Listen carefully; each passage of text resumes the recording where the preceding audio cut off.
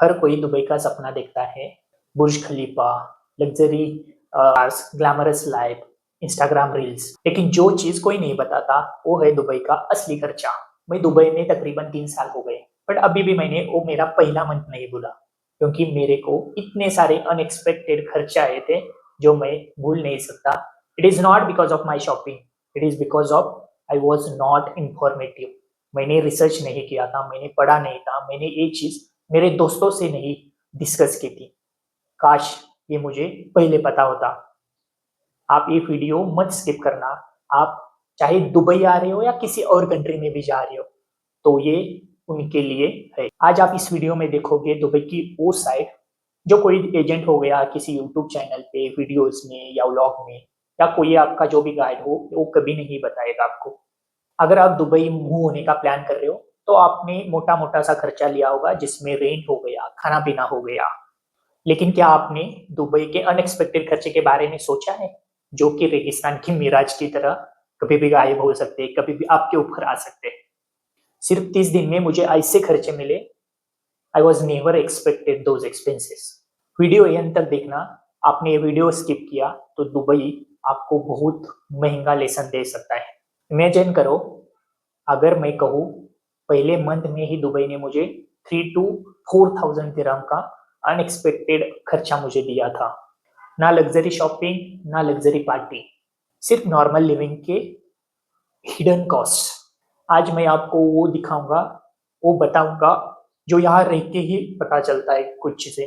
जब मैं दुबई आया, एयरपोर्ट से निकलते ही wow moment, skyscrapers, clean roads, system, discipline, सब कुछ परफेक्ट लगता है। मैंने सोचा बस रेंट दे दो, बिजली पानी का खर्चा और कुछ खाने पीने का खर्चा खत्म पहले ही मंथ में। यही से शुरू हुई दुबई की असली जर्नी। सबसे पहला शॉक, सिक्योरिटी डिपॉजिट।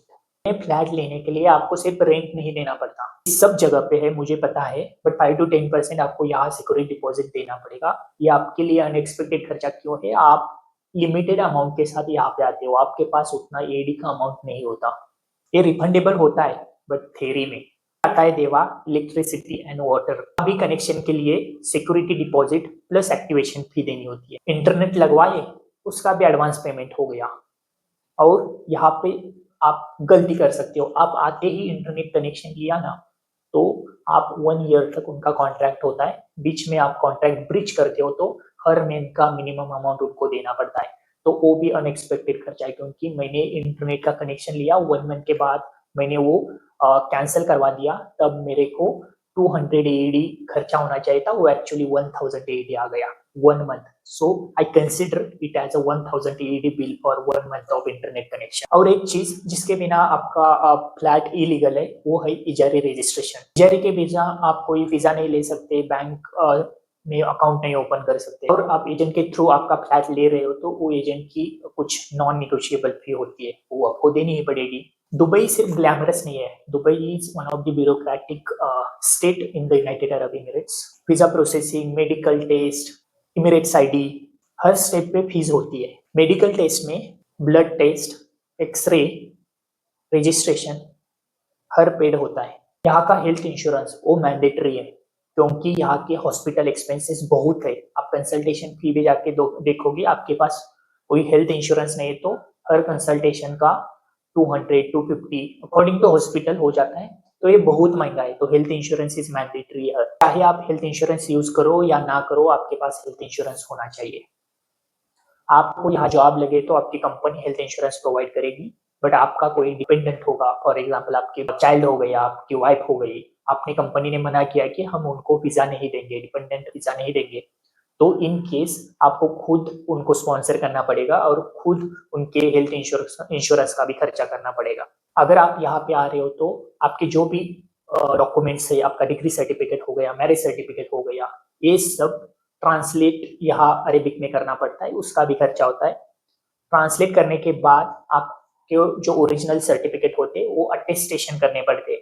हम इंडियन गवर्नमेंट जो भी मिनिस्ट्री ऑफ एक्सटर्नल अफेयर्स है उनसे भी अटेस्टेड करके आना होता है। आपने नहीं किया तो आपको यहाँ से वहाँ भेजना पड़ेगा, वहाँ से, और फिर इस कंट्री का जो भी एक्सटर्नल अफेयर्स मिनिस्ट्री है उनसे भी आपको मोफा से अटेस्टेशन करना पड़ता है, उसके भी एक्सपेंसेस होते हैं। आपने घर लिया, उसमें दो होते हैं, एक फर्निश्ड घर होता है, एक ओपन एम्प्टी घर होता है। तो हर चीज आपको लेनी पड़ेगी, बेड लेना पड़ेगा, मैट्रेस लेनी पड़ेगी। मोस्टली जो नए लोग आते हैं, बहुत सारी जगह पे आपको यूज फर्नीचर मिल सकता है, बट आप नया फर्नीचर लेने जाओगे वो भी बहुत महंगा होता है, उसके एक्सपेंसेस अलग है। बट आप फर्स्ट टाइम आ रहे हो तो आप इनिशियली कोई यूज फर्नीचर भी ले सकते हो यहाँ पे। नेक्स्ट आता है आपका जॉब स्टार्ट हो गया तो ट्रांसपोर्टेशन का। यहाँ पे दुबई में मेट्रो है, बट आप उस मेट्रो के नजदीक रहना चाहिए। फॉर एग्जाम्पल आप मेट्रो के लाइन से बहुत दूर रह रहे हो और आपका ऑफिस मेट्रो स्टेशन से बहुत दूर है, तो ये ट्रांसपोर्टेशन का बहुत इशू बन सकता है। तो इस केस में आपको प्राइवेट ट्रांसपोर्टेशन लेना पड़ेगा, उसमें आपका टाइम भी ज्यादा लगेगा और पैसा भी। यहाँ ग्रोसरीज का मैं सोचता हूँ यहाँ पे इंडिया से सस्ता ग्रोसरीज मिलेगा। इस कंट्री में खाने की चीजें सस्ती है, कोई भूखा पेट ना सोए। अब थोड़ा सोशल होने जाओगे ना, फिर आप बाहर जाओगे, मीटअप करोगे, चाय के लिए जाओगे, होटल में जाओगे, तो उसके भी खर्चे बढ़ते जाते हैं यहाँ पे। अब आते हैं असली नंबर पे, जो मैं मेरे माइंड में इनिशियल मेरा एक्सपेंडिचर था उस मंथ का, वो अराउंड 3 to 5,000 AED था। पर लेटर वो एक्सपेंसेस तकरीबन 7 to 8,000 तक गया था। So it was unexpected for me. So मेरे को वो फाइनेंस मैनेज करना बहुत डिफिकल्ट हो गया था। वहां पे मेरे कुछ गलतियां हो गई, जो मेरे को चीज नहीं करनी थी वो मैंने कर दिया। और ये सिर्फ सर्वाइवल के लिए था, कोई मैंने आके कोई आईफोन नहीं लिया, कोई लग्जरी चीज नहीं ली थी तब। अगर आप दुबई आ रहे हो तो एक बात याद रखना, सिर्फ जॉब ऑफर्स देख के मत आओ। मिनिमम 3-4 मंथ्स का बफर्स लेके आपके साथ आ जाना। जहां भी आप जाओगे किसी भी चीज के लिए, नया घर देखने के लिए, आप डिपॉजिट पूछना, कोई एजेंट है क्या, खुद ओनर से आप ले रहे हो, इजारे का खर्चा हो गया, देवा का खर्चा हो गया, ये खर्चे आपको पता होने चाहिए इनिशियल। और कोई भी यहाँ आके जॉब के लिए पैसा मांगे तो समझ लेना स्कैम, उनसे बचना। इस स्कैम के बारे में मैंने एक अलग से वीडियो बनाई है, आप वो जाके देख सकते हो। ये सिर्फ पहला महीना था।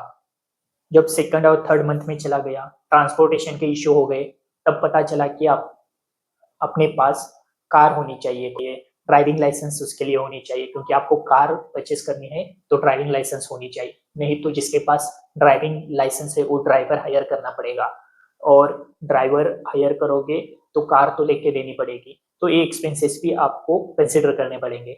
अगर आप चाहते हो कि दुबई का एंड टू एंड एक्सपीरियंस आपके साथ शेयर करूं, तो इस चैनल को अभी सब्सक्राइब करना। दुबई सपनों का शहर है, बस उनके लिए जो प्रिपेयर्ड होते हैं। वीडियो पसंद आई है तो लाइक करो, कमेंट करो और शेयर करो उन लोगों के साथ जो दुबई मूव होने का प्लान कर रहे हो और वो इस अनएक्सपेक्टेड एक्सपेंसेस से बचे यहाँ पे। Thank you so much.